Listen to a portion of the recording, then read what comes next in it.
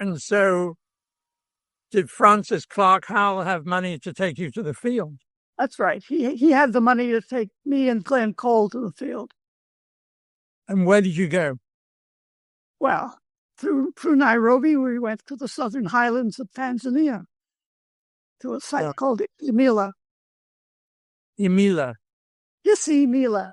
Isimila. That's what I thought. Okay. And was that a site that had been excavated before, or were you the first people to excavate that? No, we were the first people to excavate. Okay. There have been several others since, but we were the first. Right. And then so when did you go to graduate school?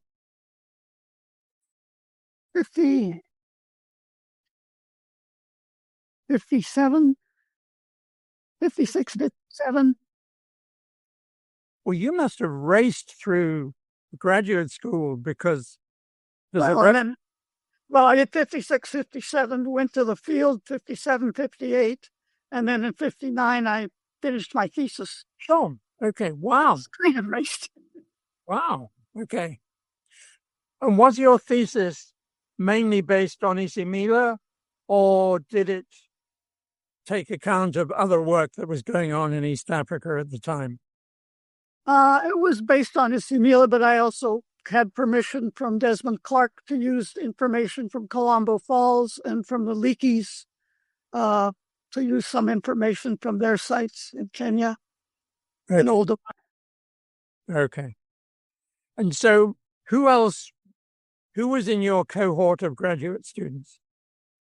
Glenn Cole, Sally Binford, Leslie Freeman, an Egyptologist whose name I always forget, who's quite famous. And so was it a close-knit group, or did you all go off in your different directions? Oh no, we all went off in different directions.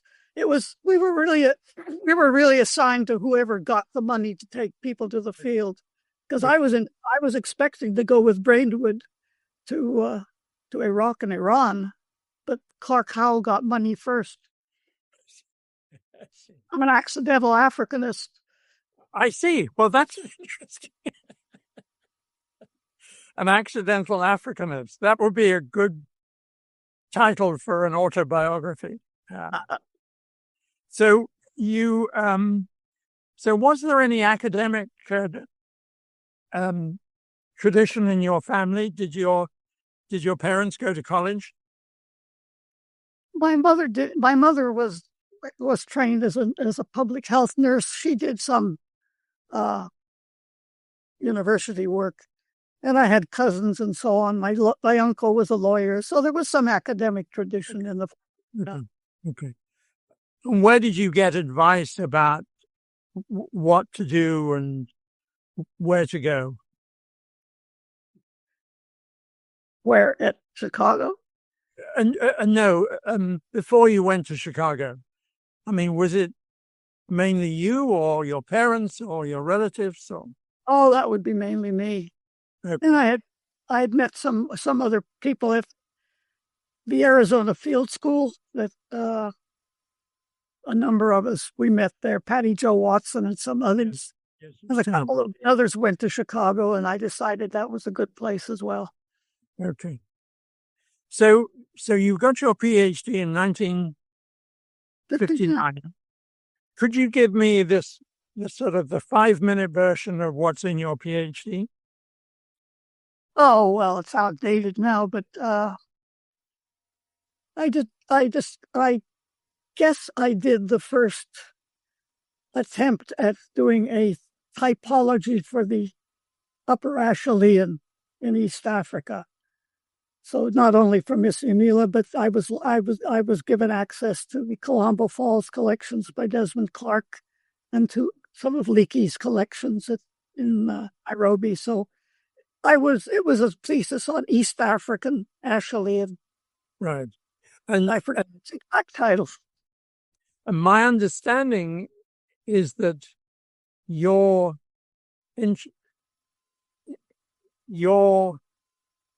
typology has proved to be very influential and long-lasting. Was your interest in... I did it all by myself. Glenn Cole and Clark Howell and I really developed it, but Glenn refused to put his name on it because he said people would use it. He didn't think that was a good idea. I see. He didn't think what was a good idea? That people just simply used it, applied it to their material without much consideration of whether it really fit or not, which they sometimes do. Okay, so he was skeptical. He didn't want to link his name with a sort of, with a something that was just used without too much thought. Right. Okay. How much influence did Clark Howell have on the typology? Oh, well, actually, we were following what had been established by Transvaal Board in some degree, but not in detail. But his principles is what Clark had us to follow, and which weren't, they're very different from our principles as being trained in North American archaeology, actually. Okay. But it really, Stan had as much to do with it as I did, but he just didn't want his name on it. Right.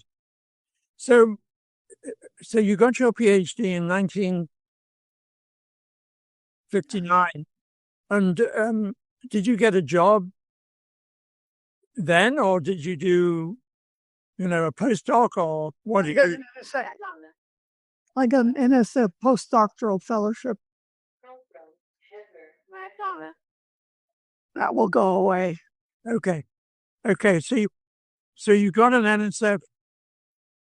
You got a postdoc work. I had a postdoc. Yes, I had a postdoc. I was affiliated with the Johannesburg, Witwatersrand. BIT. Okay. And who were you working with at BITS? Basil Cook, sorry. Basil Cook? Yes. Hey. Okay. But he's a geologist. Yes, but then also, and to some extent, with Philip Tobias. Okay. But then I knew the archaeologist, Revel Mason, I think, and other archaeologists rounded about. Okay. And how long did you spend at WITS as a postdoc? Well, I had a year's postdoc. I wasn't there much of the time. Actually, yeah. I traveled all around South Africa and then north to, what was in southern Rhodesia, northern Rhodesia. So I ended up in Livingston looking at colossal falls. Before then, I moved. I had an old Land Rover and I drove north to Nairobi, worked at the Corendon Museum. Yes.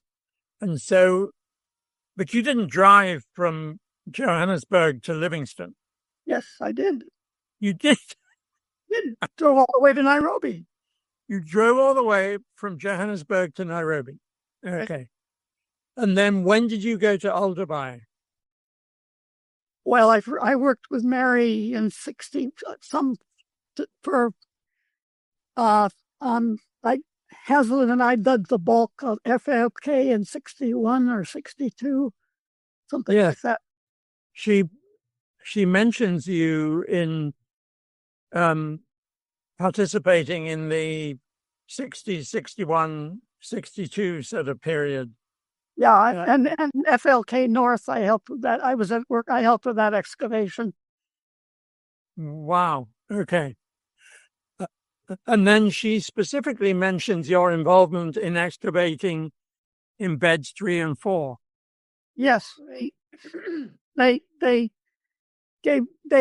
effect, they invited me to excavate in bed 3, bed 4 at JK. Right.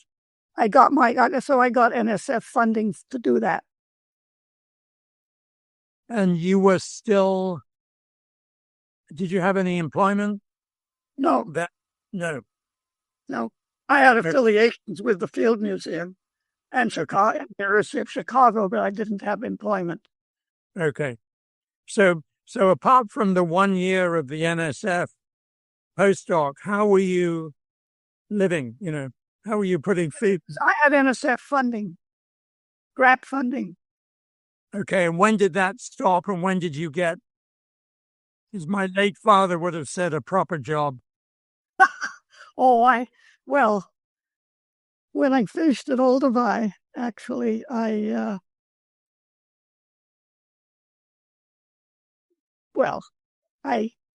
married the fella who did the geology at Isimila.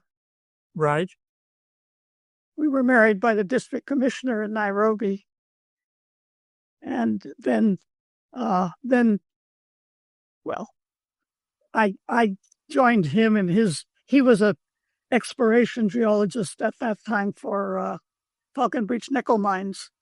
Right. So then I and Fiona Barber, I don't know if you've ever heard of her. She worked with, yeah, okay. Fiona and I drove across from Nairobi to Cameroon. And then she flew back to South Africa, and Eddie Haldeman and I took the boat to Cape Town. And then I traveled with them. He and his partner were doing exploration geology. So around South Africa, we went to Madagascar, Botswana, so on, where they were doing exploration. Next, if I may call you Maxine, you sound deeply everybody calls me Max. Okay. Well, I'll call you Maxine. But these are sort of stories of adventure and travel. I mean, to drive from Nairobi to the Cameroon, that was not an easy thing to do in those days. It's impossible. Essentially impossible now. No, there were dirt tracks, and the only problem was the end of the rainy season or the beginning of the rainy season, and we got stuck a couple of times. We had fun extricating ourselves. Right. Okay. And so, how are you as a Land Rover mechanic?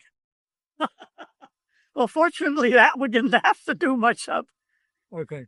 Very fundamental. Right. Okay. So, when was your first job in a university as a faculty member? 72, I believe. 72. So yeah, University of Toronto in Scarborough. And so for the period between your PhD and 1972, you were doing archaeological research, but essentially as a sort of by invitation. Well, I had funding to do archaeology, and then after I married, we moved to Switzerland. Actually, we ended up buying an old farm in Canton Fribourg, and I had a son. Right. So I didn't really go back to employment till we moved to Toronto in 70, and then I started doing some teaching as a teaching assistant, mind you, at Scarborough in 72, I think it was. Then I got I wasn't even tenured, and I got tapped by Rufus Churcher, who was associate dean, to be chairman of department. And that was in 1978? 77. 77. Okay, so you went from being a teaching assistant to the chair of the department in pretty quick time. Professor, yes. Okay. Some full professor, they awarded me as chairman of the board. I had to have that. Right. And why did you decide to go to Toronto? Well, my husband's employment was in Toronto. The family moved to Toronto. Okay. So let me just go back to your time with sort of Clark Howell. And was there any advice that Clark Howell gave you that was particularly important or you remember?